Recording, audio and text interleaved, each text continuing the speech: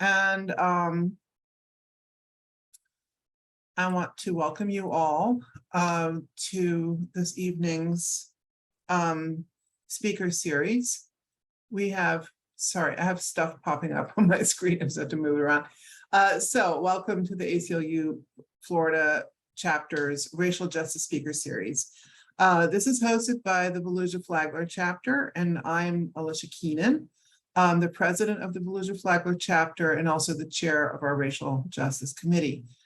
Katie Vitale is assisting behind the scenes. Katie is the president of the interim central chapter of the ACLU Florida.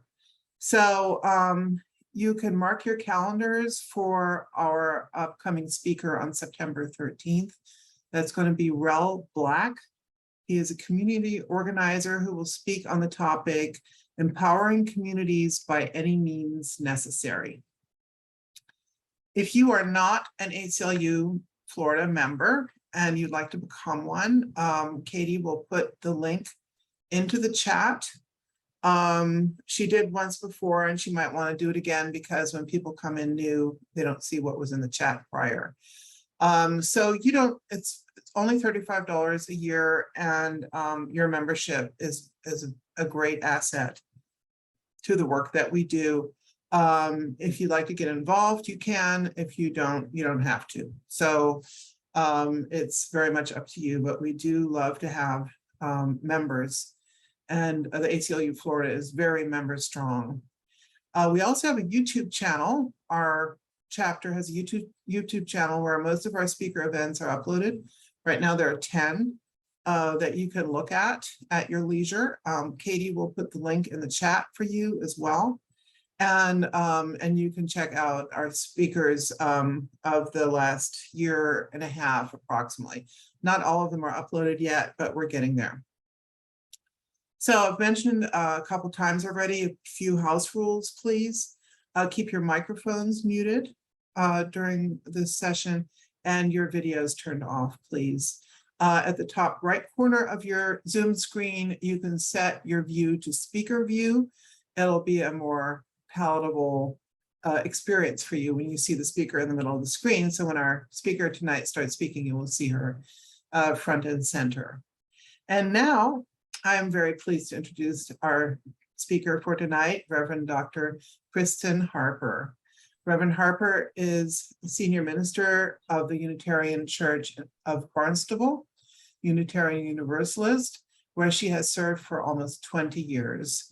Prior, Reverend Harper served churches in Ormond Beach, right here in Florida, New York, Lansing, Michigan, and Chicago, Illinois. Reverend Harper was educated at Boston University, Meadville Lombard Theological School, and the University of Chicago. She recently published a book of poems and essays titled "The Darkness Divine, A Loving Challenge to My Faith." This evening, Reverend Dr. Harper will address how we can recognize not only blatant, but also subtle racism in language as a first step to change our thinking and make a conscious effort to using terminology that reflects a progressive and inclusive perspective. So please, everyone, welcome Reverend Dr. Harper. I will get out of the way and let you speak. So thanks for inviting me.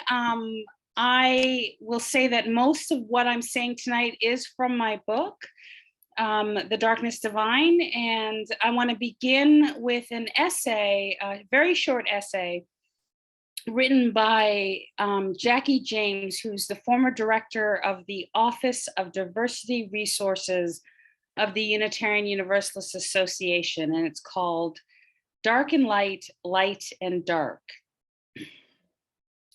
Black male, blacklist, black mark, Black Monday, black mood, black hearted, Black plague, black mass, black market.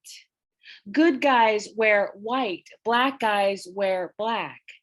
We fear black cats and the dark continent, but it's okay to tell a white lie. Lily white hands are coveted. It's great to be pure as the driven snow. Angels and brides wear white. Devil's food cake is chocolate. Angel food cake is white. We shape language and we are shaped by it. In our culture, white is esteemed. It is heavenly, sunlight, clean, pure, immaculate, innocent, and beautiful. At the same time, Black is evil, wicked, gloomy, depressing, angry, sullen. Ascribing negative and positive values to Black and white enhances the institutionalization of this culture's racism. Let us acknowledge the negative connotations of white. White things can be soft, vulnerable, pallid, and ashen. Light can be blinding, bleaching, enervating. Conversely, we must acknowledge that darkness has a redemptive character, that in darkness there is power and beauty. The dark nurtured and protected us before our birth. Welcome darkness. Don't be afraid of it or deny it. Darkness brings relief from the blinding sun, from scorching heat, from exhausting labor. Night signals the permission to rest, to be with our loved ones, to conceive new life, to search our hearts, to remember our dreams. The dark of winter is a time of hibernation. Seeds grow in the dark, fertile earth. The words Black and dark don't need to be destroyed or ignored, only balanced and reclaimed in their wholeness. The words white and light don't need to be destroyed or ignored, only balanced and reclaimed in their wholeness. Imagine a world that had only light or dark. We need both, dark and light, light and dark. In 1976, Robert B. Moore, who was an author and member of the Council on Interracial Books for Children Incorporated, in an essay published by the Racism and Sexism Resource Center for Educators, wrote, "An integral part of any culture is its language. Language not only develops in conjunction with society's historical, economic, and political evolution, but also reflects the society's attitude and thinking.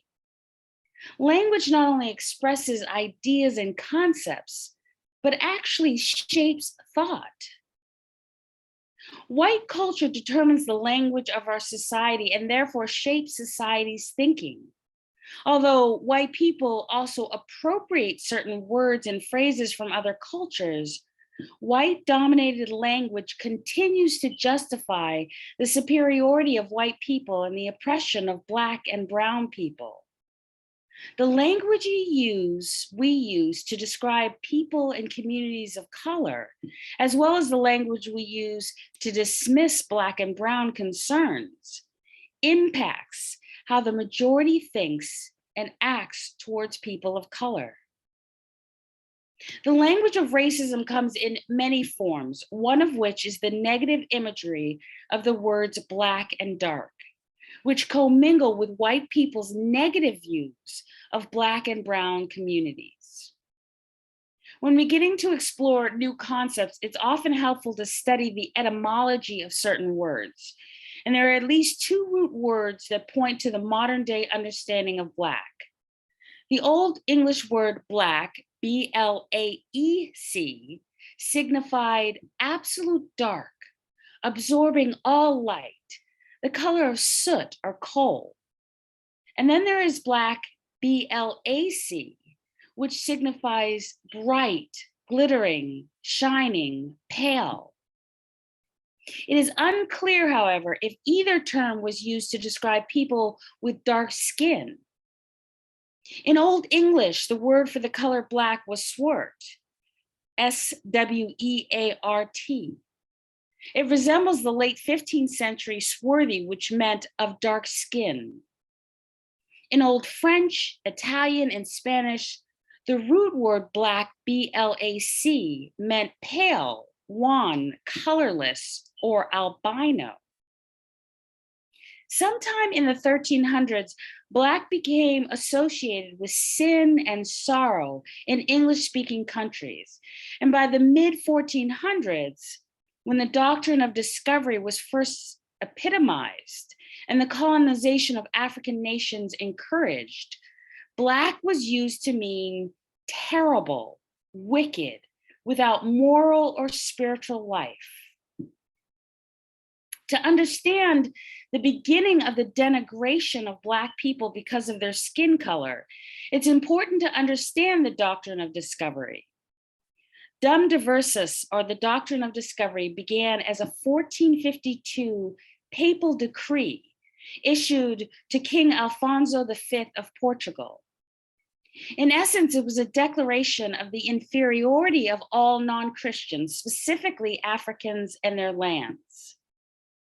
Stephen Newcomb, a member of the Shawnee and Lenape tribes and co-founder and co-director of the Indigenous Law Institute, explained in his paper, 500 Years of Injustice, that Pope Nicholas directed King Alfonso to, quote, capture, vanquish, and subdue the Saracens, the term used for Arabs and Muslims, pagans and other enemies of Christ, to put them into perpetual slavery and to take all their possessions and property.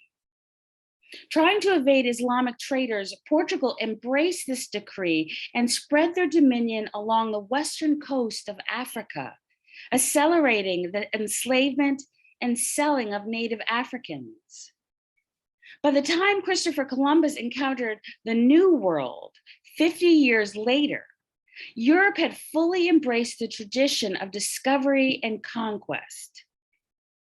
Upon Columbus' return to Europe, Ferdinand and Isabel, the monarchs of Spain, requested Pope Alexander VI to reiterate the previous decree and grant Spain, quote, the right to conquer lands which Columbus had already found, as well as any lands which Spain might discover in the future. Pope Alexander added his desire for the discovered people to be subjugated and brought to the faith itself. So these documents gave permission to European Christians to enslave, dehumanize, torture, rape, and murder the indigenous people of Africa, India, the Middle East, the Caribbean, and the Americas. According to Stephen Newcomb, the lessons these two papal decrees enforced and Christian nations embraced, that indigenous people were the lawful spoil and prey of their civilized conquerors. In order to justify their greed, the Portuguese, by designating Africans and other indigenous people as Black, or as that definition described, terrible, wicked, without moral or spiritual light, uncivilized and enemies of Christ, they were able to strip indigenous people of the Southern Hemisphere of their humanity. In other words, by equating their slaves with the word Black, they marked the beginning of the denigration of Blackness and darkness. As a student of religion and race for many decades, I have been concerned about the consistent equating of darkness and Blackness with negative qualities such as sin and despair. Continuing to associate Black and dark with evil or the absence of God has only contributed to the fear, dehumanization, and violence towards Black and brown people. A new relationship with Blackness and darkness should include lifting up the creation possible within the dark and its empowering and nurturing qualities. I wrote a poem to help express this positive imagery of darkness called Creation in the Darkness, and it goes like this. In the beginning, there was darkness, a blackness that covered all, comprising the building blocks of creation, the nutrients and nurturing needed to birth the world. This dark womb pushed out the light that released the heavens and cradled the planets and stars adorning the universe. It formed the darkened earth from which all life emerged and to which all life returns when our bodies take their final breath. It is the same darkness that shelters us from an unrelenting sun, that calls animals to a safe hibernation, that protects the germination of seed and bulb. Darkness signals an end to the hectic chaos of our days and lulls us to sleep so that we may face the next challenge. There is a peace in darkness and mystery and the unknown. And if we can rest in its grace, cease fighting to control it, we just might see in it the face of God. In a workshop I led this spring, I asked participants to think about positive imagery of darkness and blackness. And then I had them write down and share words they could use to express how they were feeling without using black or dark. So instead of saying the world seems dark, they expressed that the world seems hopeless, seems doomed, seems angry, seems full of hatred. Instead of saying, I'm in a black mood, say, I'm depressed, I'm hurting, I feel weighted down. We have an extensive language available to us, and yet we often fail in our imagination when we just use dark and black to describe our negative thoughts. Some people have asked me, why don't we simply stop referring to Black people as Black and use African American instead? And I felt the need to explain this. You know, for me, being a Black person connects me with the people and history of my African lineage and places me squarely in a position of power, beauty, and pride. The Black Power movement of the 1960s and 70s advocated racial pride, equality, and community autonomy for people of African descent. Trinidadian-born Stokely Carmichael Kwame Ture, chair of the Student Nonviolent Coordinating Committee and leader of the Black Panther Party for Self-Defense, is credited with bringing Black power into public awareness during the 1966 March Against Fear. During this peaceful march from Memphis, Tennessee to Jackson, Mississippi, a white man shot and injured civil rights activist James Meredith. The march continued and ended in a mass rally where Carmichael spoke the indelible words, "What we need is Black power." Chants of Black power filled the air and a movement was born.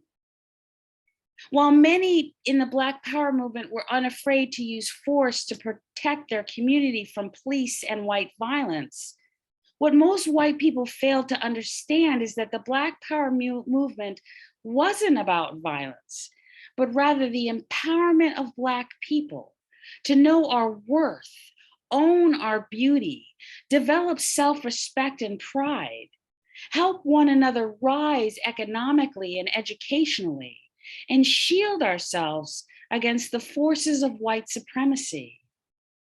Members of the movement worked to feed, clothe, and educate Black adults and children. They stressed the beauty of Pan-Africanism and encouraged the community to have pride in our natural hair, the color of our skin, the ways in which we differed from larger white society. The Black Power movement taught us about Pan-African customs, encouraged us to wear African clothes and colors, and urged us to develop new African-American traditions to strengthen Black family and community ties. I was born after the height of the Black Power movement, 2 weeks before the police murdered Fred Hampton. My white adoptive mother introduced me to Hampton, as well as Stokely Carmichael, Huey P. Newton, Bobby Seale, and Angela Davis. If you don't know who those are, I suggest you look them up. My mother believed that I should know about both the civil rights and Black Power activists, so I grew up reading about Reverend Dr. Martin Luther King Jr. and Malcolm X. I believe she understood that my growing up in a white family, in a white town, in a white world, meant that I needed Black pride and power in my life. Being Black to me is a gift with a long and proud legacy. So the language of racism can also be seen in how we label and dismiss Black people as angry. If Black people are just angry, then white people don't have to listen or pay attention to us. Recognizing our right to be angry, speak out and honor our anger and tears as survival and a pain release tool are important steps in dismantling the suffocating racist expectation of silence. The angry Black woman or the angry Black man label is one of many racist ways language is used to demean Black people. Whenever Black people name the discrimination we experience, we are labeled angry, which focuses attention not on the micro or macro aggression or the gaslighting that white people have weaponized, but on the Black person who is bravely naming their truth. For those of you who aren't familiar with the term gaslighting, it is making a person question their own reality. Now, labeling Black people as angry is a way to manipulate us into thinking that what we're experiencing and feeling is all in our head. For a long time, this gaslighting tactic upset me because I didn't want to be perceived as angry. It was love, not hate, that drove my attempts to expose the racism I was experiencing. Love for my faith, for other Black, Indigenous people of color and myself, and the desire for love from others for all of who I am.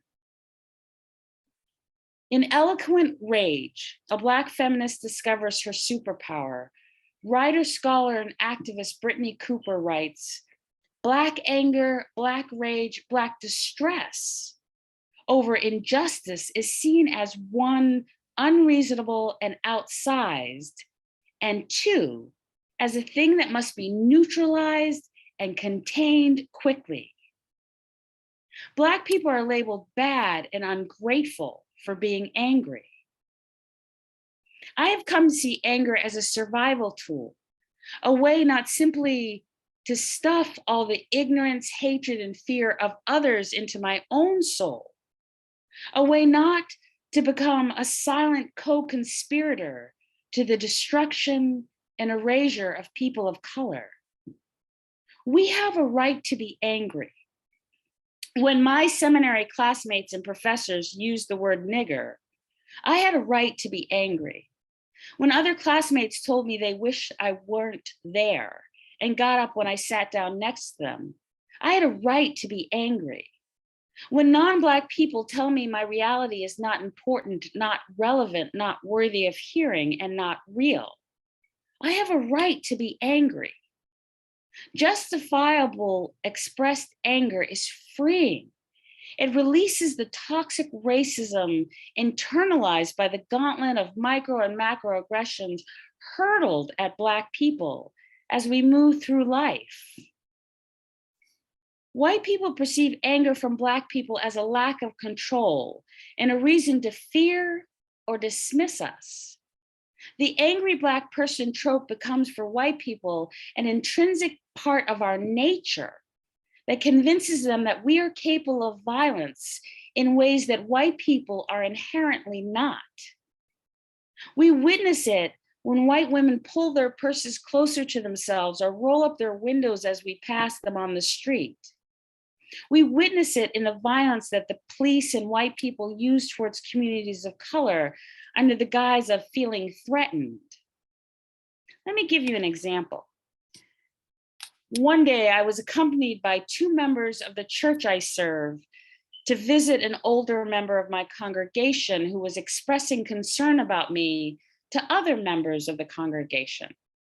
And after a conversation in which she said that she thought I was working too hard, and that was her only concern, we all hugged and left. Later, she told people that I had battered her.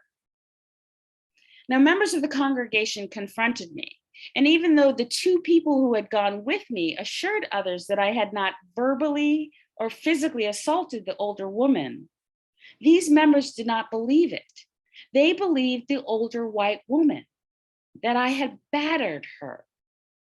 It took another decade of ministry for me to undo the damage done by her careless description of my attempt to find out what she was concerned about. After all, I was an angry Black woman. While I have no issue with expressing my anger, my words often come out of fierceness, what I call fierceness, not anger. And I wrote this poem to express that fierceness. You say I am angry when I name your disrespect with a loud voice and piercing eyes, as if anger was a bad thing. But I'm proud to the bones of who I am, and I'm letting you know that this Black sister will not let you pass her by, will not let you negate her reality, erase her existence. My head will not bow to your dismissal. My words will not change in the wake of your tears. I can love you and still let you know that you cannot break my pride, born from generations of strong, defiant Black women, dancing in my soul, calling me up from the dust you would have me lay in. I will not let the weight of your guilt diminish me, nor the carelessness of your privilege destroy me. I am fierce, relentlessly passionate about my worth and dignity, ferociously protective of my right to thrive. The women who own my attitude know the secret. Fierceness does not break. It roars like a lion, soars through hurricanes. It is as unmovable as a pyramid. It breaks through walls and ceilings and the dawn. Fierceness is breathing through, not denying the pain. It is claiming the scars, not covering them up. It's owning the anger, letting it flow out of parted lips, pointed fingers, a tilted head, not letting it possess or alter my spirit. You say I am angry, but you should know fierceness when you see it. In recent years, new language has arisen in an effort to deflect the hurt and anger people of color experience in our communities. As Black and brown people have begun to assert our power and demand to move from the margins to the center, white people have used coded language to silence and demean us. Phrases and words such as identity politics, assume goodwill, a common humanity, and safetyism have emerged under the guise of rationality to point the criticism back at Black and brown communities for naming anti-Blackness and white supremacy, and for claiming our worth and rights as human beings. This coded language tries to silence the real harm many white people continue to do through thoughtlessness, ignorance, and the conscious and unconscious desire to maintain their superiority in the world. The language of identity politics is often thrown at people of color when we name our desire to enjoy the same privileges and respect afforded to white people. Proponents of this accusation claim that the issues and concerns of Black and brown people are specific only to us, that we prioritize our needs above the needs of a common humanity. The racism embedded in this language has many implications, that all members of an ethnic group or racial group hold the same political lens and identities, that people of color are a monolith, and that the concerns of Black and brown people do not intersect with the concerns or interests of white people. The Stanford Encyclopedia of Philosophy defines identity politics as a wide range of political activity and theorizing found in shared experiences of injustice of members of certain social groups, Rather than organizing solely around belief systems, programmatic manifestos, or party affiliation, identity political formations typically aim to secure the political freedom of a specific constituency marginalized within its larger context. Members of the constituency assert or reclaim ways of understanding their distinctiveness that challenge dominant oppressive characterizations with the goal of greater self-determination. Now, the assumption underlying the dismissal of identity politics is that identity should not be a factor in political engagement. Identity should not be a factor in political engagement. This misunderstanding ignores the fact that Black, Indigenous, and people of color have joined together across identities to raise issues that affect not only their individual lives and communities, but the lives of all marginalized people.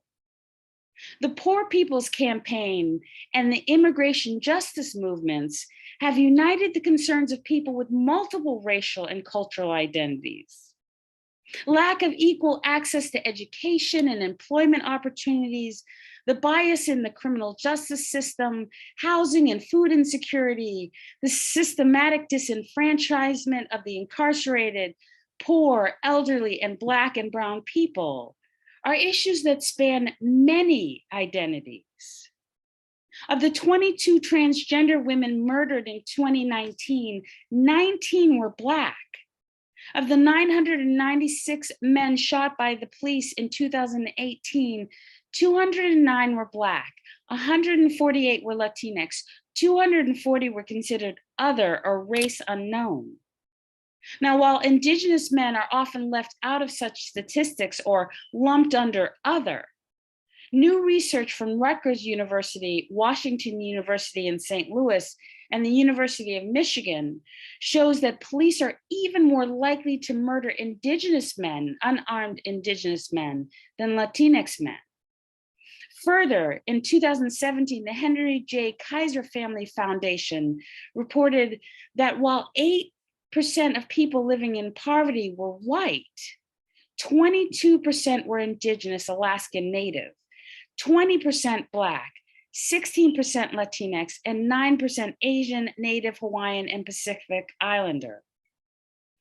Communities of color have long recognized this intersectionality of multiple oppressions and continue to organize across race, religion, ethnicity, immigration, class, and climate. There is no identity politics going on. One of the phrases I mentioned that is part of our racist culture is assume goodwill. Often, when a Black, Indigenous, people of color lift up the racism we experience, we're told we need to assume goodwill and not take it so personally or to not be so sensitive. Assume goodwill is language used by white people that burdens Black, Indigenous, people of color rather than themselves to consider the impact of their words and actions. It implies that no matter what happens, the person of color is the one responsible for ending the conflict. There's no language for assume that a person who says they are hurt is actually hurt. I have come to the conclusion that those with privilege routinely use assume goodwill to excuse their lack of attention and intention to what they say and do to marginalized people. When we name the hurt that has been caused, we become the problem. If we had only assumed goodwill, then we would not have felt harmed, or we would recognize our feelings as unreasonable, the result of being too sensitive or projecting our feelings onto other people. The language of assuming goodwill distorts our reality and blames people of color who are hurt by the words and actions of white people. I wrote this poem after a person asked me to assume goodwill.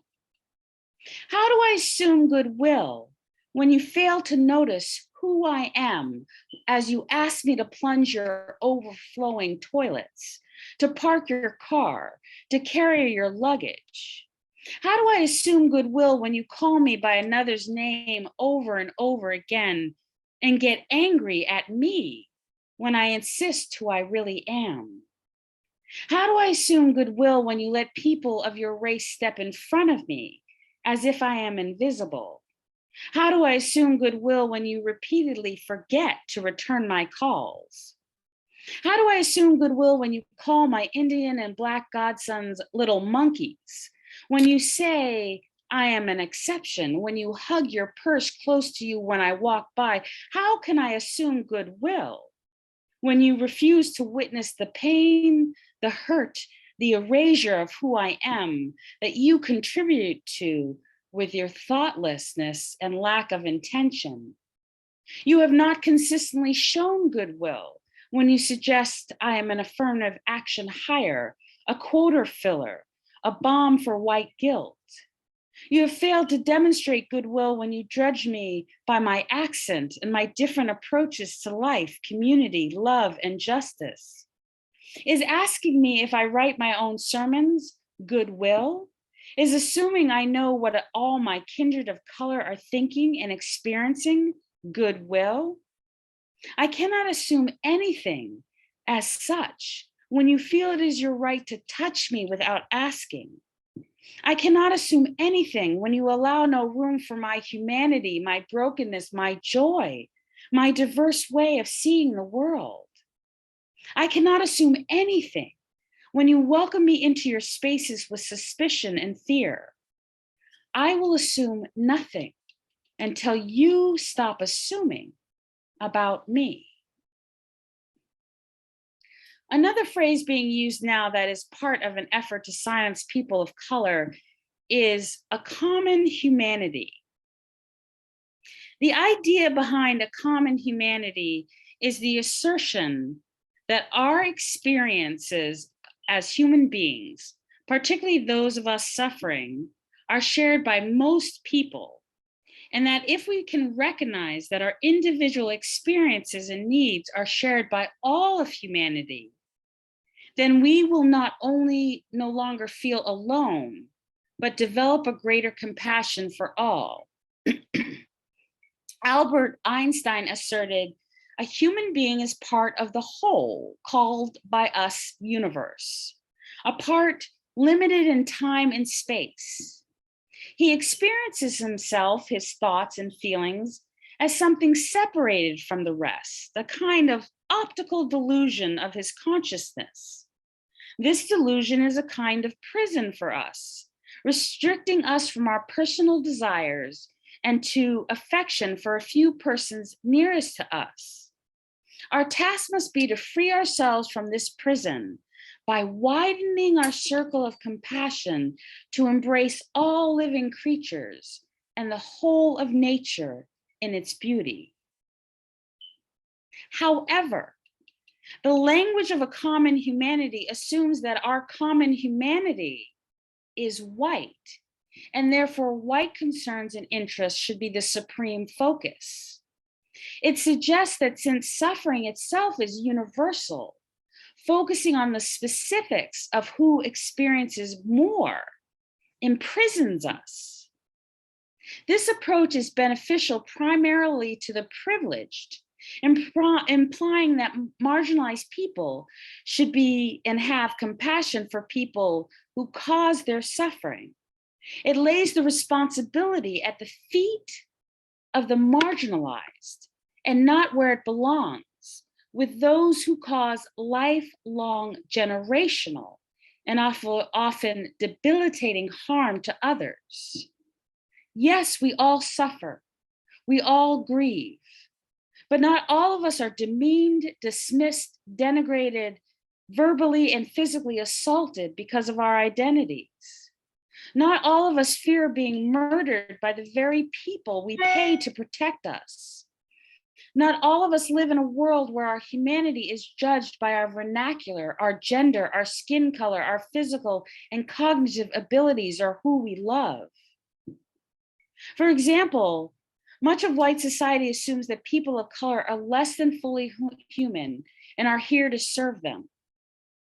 Once, while attending an annual meeting of my faith in Phoenix, Arizona, my husband and I, who wore badges noting that we are part of the convention, were asked to plunge the toilets that were overflowing in a convention center's bathroom.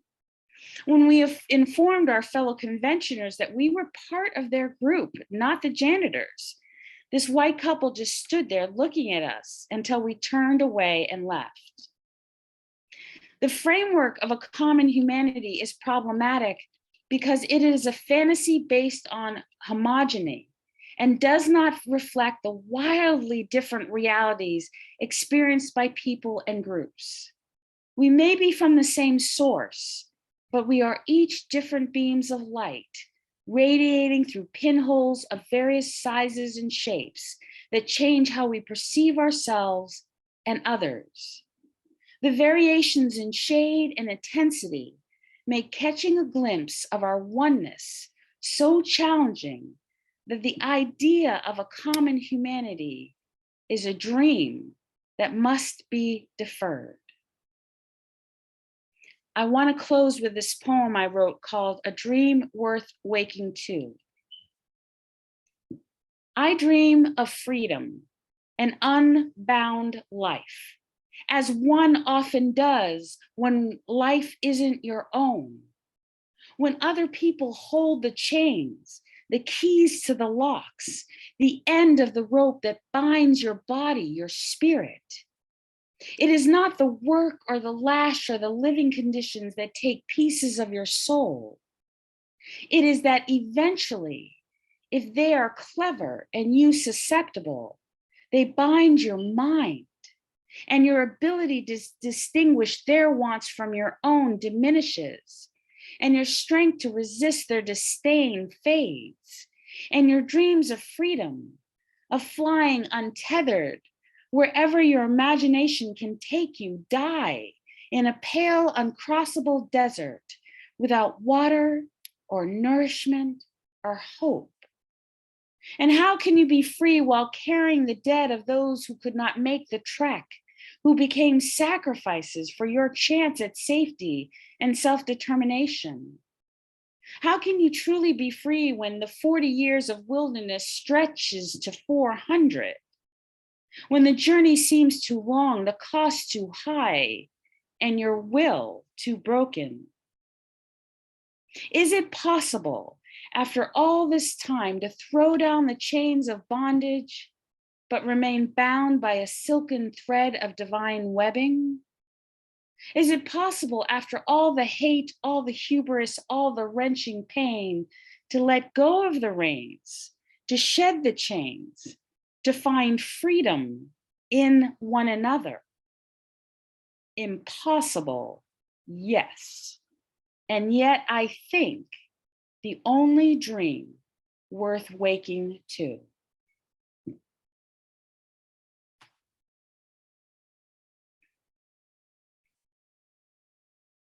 Kristen, thank you so much. Give me 1 second here. I'm trying to get myself onto the screen with you. That was incredibly compelling. I cannot thank you enough. It's really, really wonderful. Everyone, I put the link to Kristen's book in the chat. So I know I'm going to get it for sure. I find it also very compelling to see how you outlined how language does not, is not reality, it's perceived reality, you know, which is really, really compelling. So I cannot thank you enough. So everybody, if you want to start asking some questions in the chat, you're welcome to do that. And we can take some questions from you right now, or comments if you have any. I also loved your poems. I mean, they were just really so to the point and extremely moving. We're getting a couple of we're getting comments right now, you know, from the people, but also during the chat. I mean, during your presentation. how wonderful people thought your poems were. Oh, thank you. Yeah. So I'm gonna go ahead and ask a question. Do you have any suggestions as to how we can approach, how we can open our awareness? I know a lot of that is unconscious bias, how we, how we grow up, how we start to use language, the terminology that we use that determines how we see people, and then conversely how we treat people. So let's say in raising children, I mean, what can we do to help bring that kind of an awareness to children? Well, first we have to get an awareness ourselves, and then I think we bring that awareness to children by not using certain terms for people of color. Right. Not limiting people's understanding of people of color, and allowing, our children are sometimes more savvy than we give them credit for, and are having less problems with people of color than, Gen X, which is my generation, and the baby boomers, and the greatest generation had. So we need to encourage that mixing of people.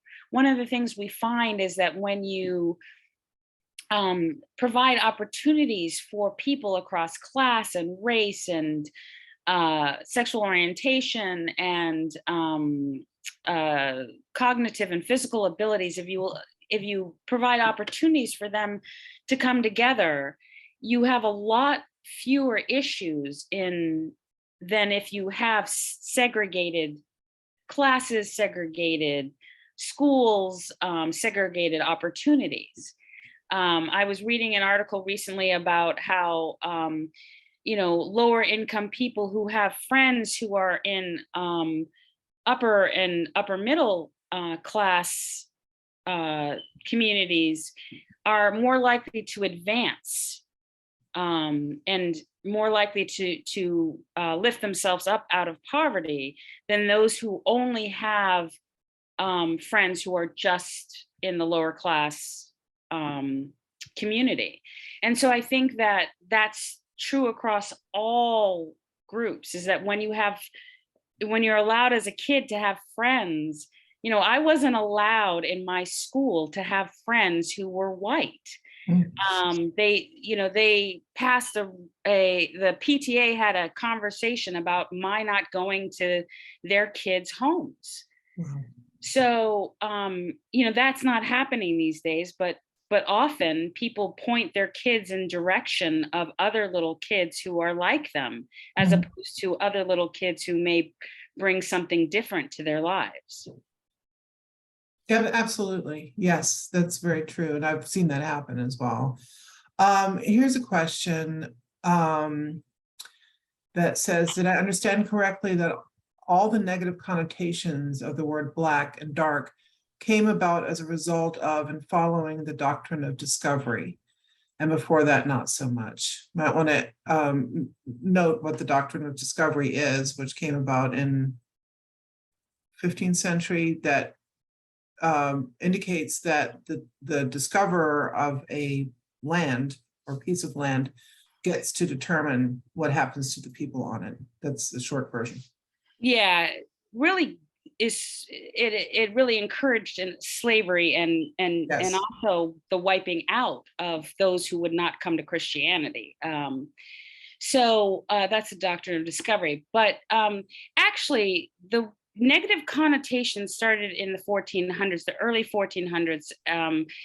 It was not tied to the doctrine of discovery, but when the doctrine of discovery did tie it to it, that's what happened.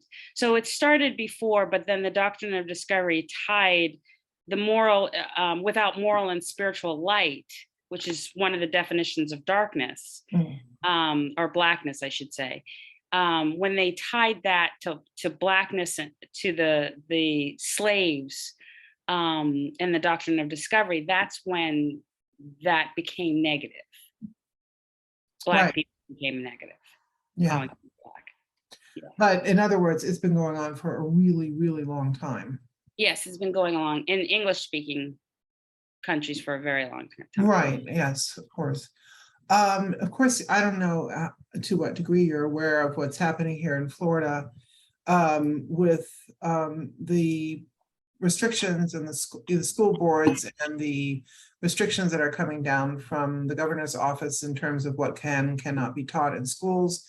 And so, of course, there's a huge restriction of any accurate history, because it might make white children uncomfortable if anything is talked about in terms of race, which is what we're dealing with right now.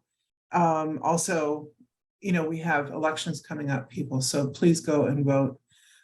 So we can determine, we as citizens can determine hopefully less of that kind of indoctrination, negative indoctrination. There's a question here, let's see. Okay, have you, this is a different kind of question. Have your poems been set to music and performed in concert? No, but someone else asked me if I had ever done that. And did I want to do that? And I don't have the time or skill to do that, but if someone ever wanted to do that, that would be wonderful. Okay, great. Yeah. Actually know a poet who does that. She actually contracts composers and to set her poems to music. And I think it's a very powerful way of dealing with it.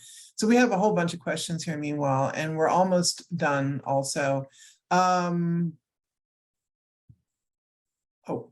already at the end. So many of my fellowship need to hear your presentation. Is it available? Well, I'm going to be able to send all of you, or the Florida ASOU affiliate will be able to send all of you this recording that we're doing right now.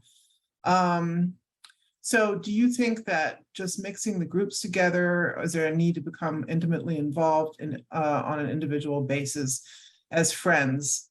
I think what the question is do we develop more understanding by mixing with each other? Of course, so I think that is one of the prerequisites, is to understanding people other than whatever you are, to be able to bridge differences, and to bridge discrepancies, and to bridge prejudices and so forth. What do you think? Yeah, I think that's true. When I was in Florida, I became a member of the church that I served, Ormond Beach, the EU Society of Ormond Beach. We participated in Fighting Against Injustice Towards Harmony, which was a grassroots faith-based organization that included Catholic, Methodist, Congregational, UU, a whole different interfaith groups. And what we found is we got to know each other first. And so when we needed each other to come out to support something that we were fighting for, we came out because we knew other people. We developed a relationship. And I think when you develop relationships with people, you're willing to come out and be with them. And you might not always understand, it's true. We don't always understand each other, but we're going to listen to each other and support each other because we care about each other. And that's, if you don't care about somebody, it's really hard to, and if you don't know them, it's hard to care about them. And if you don't care about them, it's hard to support them. Right. Yes, absolutely. And I think there's also such a rift in our country, specifically here in the United States. I mean, racism is rampant everywhere, but to speak of the United States, that I think that, and I'm seeing a couple of comments to that degree as well, that often white people will assume that they're not going to be believed as allies, or that Black people don't want to have anything to do with white people. And that is kind of like, problem on problem on problem. Let me just say that there are some Black people out there that are so angry and so tired of white supremacy that they can't be allies with white people. But the majority of Black people, that's not the case. No. I know. And so I think that, you know, you may meet one or two, but I would say don't be discouraged by that, because we want you actually not to be allies, but accomplices. And there's a difference between being an ally is someone you call, this is a description, an ally is someone you call when you've been locked up in jail for protesting, and an accomplice is someone who's in jail with you. Yes, exactly. Yeah. And I think that the basis of understanding how to bridge, how to be an accomplice, it's not something that is easily taught. You know, I think that it's more on a one-on-one basis that people, you know, have a friend and then they have another friend and then they kind of figure stuff out on that basis. But overall, it's just not, it's not a culture, you know, which I find personally to be very sad. So, yeah, everyone, this has been really great. You've asked really cool questions, and Kristen, I cannot thank you enough. Your presentation was absolutely dynamite. I'm very moved by it. I found it, you know, it was informative as well as very inspiring and beautiful, you know, and moving, all the things. I really loved it. So thank you so very, very much. If you all would like to unmute yourselves and give your thanks and say goodbye, you're welcome to do that. Thank you so much. Thank you, thank you, thank you. Very beautiful. Thank you, Kristen. Wonderful. Thank you. Thank you very much. Thank you. Good to see you again. Thank you. Great Kristen, Yes. Thank you, Kristen. Wonderful. Kristen, I am presently a member of the Ormond Beach. Transform your account to a living space into All righty, And I everybody. loved it. And you as well. We remember you well. Yeah. I saw some people I remember from Ormond Beach. Ormond Beach, yeah. Yeah. And DeLand. I'm And here. DeLand. Oh yeah, DeLand. Yeah, nice. Yeah, we're And I heard you were wonderful, and we wish you were with us today. Oh, thank you. Thank you, everybody, and thank you, Kristen. you. We'll make You're this recording available real soon. Take care. Okay, take care. you. Bye-bye.